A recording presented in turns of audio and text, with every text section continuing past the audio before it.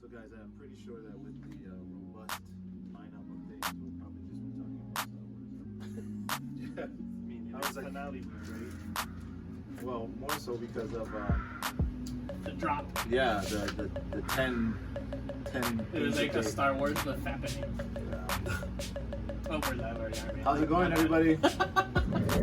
Hey everybody, how's it going? Welcome to another episode of the Murphy Street Podcast. I am the host, Murphy. Joining me this evening is my two guys. Bronson to my left. Bronson, tell everybody what's up. How's it going? And to my right, my guy CeeLo. Hey, what's up? Rules of Murphy Street are absolutely simple. Shoes and slippers at the door. Come inside and let's talk story. I did want to talk about the NYEE really quickly. Our New Year's Eve celebration that'll be happening at From the Heart, Hawaii on the 30th of December. So doors open at 7:15. Now at 8 o'clock, that is when the festivities begin, and it will be a game show format. I'm actually really excited about that. The guest list is limited, so do not just take it for granted. Do understand that we will have food and drinks. Make sure that you guys mark your calendars. Make sure that you guys comment NYEE on this or any post that we have, and I'll make sure to confirm you. And then also, if you want to bring a guest, you can bring as many guests as you want. All I ask is that you tag them in the post. All right. We want to talk about that huge lineup of shows that Kathleen Kennedy introduced for the Disney investors. Content for days.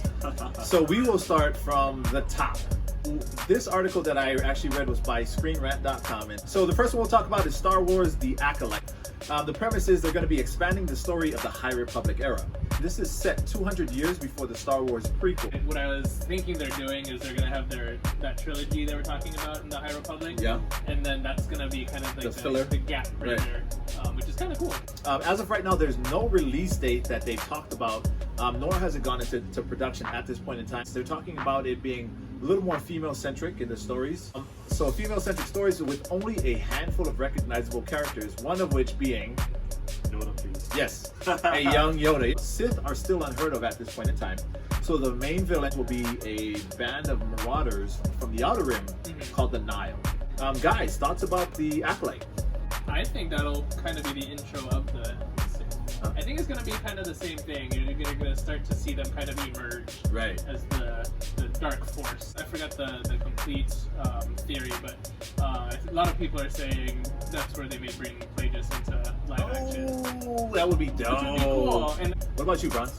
It sounds like a cool idea. However, I hope it's not like what they did with Rise of Skywalker and Knights of Ren. but that's why I think there'll be that transition period. Like you think that that's the main bad guy, the Nile or whatever, and then it kind of leads you into The art of misdirection. Yeah. Huh? Gotcha. Okay, and I dig that. All right, so let's move on to the Bad Batch. Now, yes, I know, right? The release date for that is assumed to be 2021 sometime, so next year, thank God. This will follow Clone Force 99 during the Imperial era after Clone Wars have ended. Oh, well, some rumors that surround the show include concurrent shows with Star Wars Rebels, because apparently they're working on another season of Star Wars Rebels, as well as cameos by Ahsoka and Rex. I'm excited for it, and I'm assuming they, at least what I gathered from the trailer, it looks like they're able to escape that The chip. pit. Uh-huh. So I'm kind of curious to see what direction they go in. From a figure collecting perspective, I'm hoping for some pretty dope releases. Some dope drops.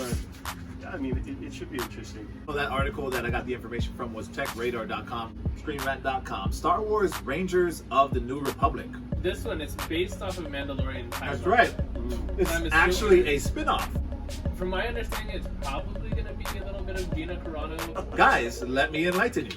The New Republic replaced the Empire post-Galactic Civil War. Again, it takes place between the Mandalorian and the Force Awakens, directed by Favreau and Filoni. Yeah. Oh, nice. Familiar cast would be Captain Carson Teva. His real name is Paul Sun-Hyung Lee. Oh, okay, so it is the two X-Wing. Yes, that's right. It's the two X-Wing guys, you guys. So, which means, of course, Trapper Wolf, who is Dave Filoni, and as CeeLo had noted, Cara Dune. I was kind of surprised it wasn't called like Marshals, because Right. I'm also thinking like now like Timothy Oliphant. I have a feeling we'll see him too. I think so. Right. There's no reason they would use that high profile of a person for one episode. Right. But maybe he just really likes Star Wars. Yeah, I mean, who doesn't? Yeah. I mean, I literally wrote to Jon Favreau today to ask him for a role. I had no idea they were doing What? a spin-off show like Yeah, so the next one we want to talk about, Star Wars Lando. This one is from digitalspy.com. Oh, I don't need to explain who this is about, right? I just need to make sure. They're unsure of the release date because it doesn't have a jumping off point. Like Ahsoka, we had that episode in The Mandalorian called The Jedi. They're still unsure who will play the role. Well, there's actually 2 people alive who have played the role that still could play the role. Not much info as far as where it'll be on the timeline, which could be an amazing ripple effect of actors that could possibly pop up in the show. And even better, why do we have to choose between Billy D and Donald Glover? Why can't we have them both? I would like to see them show how he got to Pisano. Yeah. You know, like Yeah, good point. How he got there and why he was kind of going undercover. But yeah, there's so much they could do, even from like the end of Solo all the way till whenever they have free reign. Well, we see.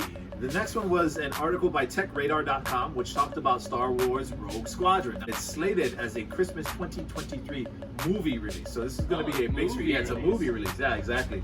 Now, this was directed by Patty Jenkins. She had this fantastic quote which said that they're doing something original with great influence from the games and the books. Because it won't be Luke and Wedge and those guys, but a new set of pilots in a post-Return of Skywalker series. Yeah. I'm just happy that they're kind of reaching into the games and the books. And I know when Disney first took it over, they were trying to distance themselves way from the I remember that. Yeah. And now, like with Filoni and Favreau, it's becoming a thing to take some stuff and weave it in that even like fans the Marvel. appreciate. I feel like that just helps to strengthen your storyline, right? Moving on, we're going back to ScreenRant.com. Star Wars: A Droid Story. It's going to be focused on C-3PO and R2 more so.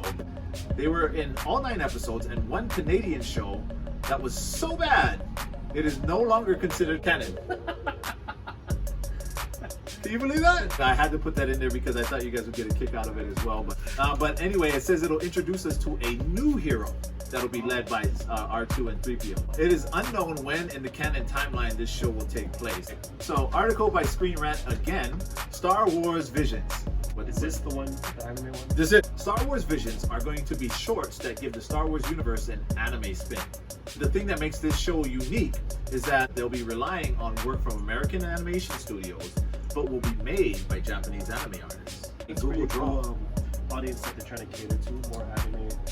Well, I mean, that's what happens when you kind of have been around for, 50 years, right? Like, you have to reinvent yourself a little bit to kind of expand and diversify your audience, so... And not to mention, it kind of seems like a storyline that you possibly could have found in an anime series Oh, before. absolutely. This is slated for a 2021 Disney Plus release date. They only stated the collection will be a celebration of the Star Wars universe. I kind of hope they pick little moments that you would find in between any episode. Let's see, the next one is again from ScreenRant.com. This was Star Wars Andor. I'm gonna admit, this is the one that I'm least excited about, even less than the new Rangers or whatever. It's slated for a spring and summer 2022 release. It's a Disney Plus series. I opened myself up to this, and I am kind of excited after I heard about it. Okay. Because it's going to be the director-producer from the Bourne series, because they want it to... It's supposed to be an Espionage. Right, exactly. That was what series. they said. So I think in terms of it being exciting, I don't think we have to worry about it. Okay. I rather they follow... made 4 years just the other day. I think yesterday. Who? The Rogue One made 4 years. Oh, I didn't realize that. If we're talking about silver linings, the only good thing that I can see coming of this is more K2SO, which, by the way, Alan Tudyk has signed up, so it is for certain that he will be doing K2. I don't want to prejudge it yet. I think it has potential if they do it right. All I have to say is, why Cassian? Who was the guy who said, you know what, this is going to sell. This is going to excite the investors. Yeah. I would have been more excited if they did a spin-off of, what's his name? Hitman. Yeah, SIREET? Oh, without Sure. question. A Baze and Chirrut. When they announced that though, I was the whole time I keep thinking in the back of the mind, oh god, here we go, we got more Pig Warmer figures from the show. Yeah, like literally. So now this article is by EpicStream.com. This one is to talk about the Star Wars OBI-WAN KENOBI spin-off series that was announced. When the release date will be as early as March 2022. Yeah, I think I just heard they're just starting to film in England for the Obi-Wan. Obi-Wan. I think they do too, because what's his name? Ewan McGregor has his beard. Bronson's also a good Instagram stalker, so that he knows that Ewan McGregor has his beard means he's ready for it. There was an interview with him recently. Oh, okay. All right. I'm not taking back my stalker comment. Ewan McGregor to reprise the role of Obi-Wan Kenobi, as well as Darth Vader himself, Anakin Skywalker, Hayden Christensen. I'm not gonna lie, I'm probably in the minority here, but I'm really excited to see You how are he does. absolutely in the minority. Absolutely. Obi-Wan is expected to use his third lightsaber. I never knew he had a third one. Yes, guys, remember, he lost his first one on Naboo to Darth Maul. The second one was taken away in Geonosis. And I will say this, that the third one is actually my favorite lightsaber. I would love to see a Qui-Gon Force Ghost come in. I would too. This takes place 10 years after Revenge of the Sith, 1 to 4 years after Solo, 4 years before Rebels, 9 years before Rogue One and A New Hope. That is Obi-Wan. Now, the last one we got to talk about. So this one is an article I read by ScreenRant.com on Star Wars Ahsoka. The release is slated again as possibly 2022 following The Mandalorian Season 3. That's right, that is slated for a Christmas 2021 release, just so you guys know. And or the Obi-Wan Kenobi Season 1.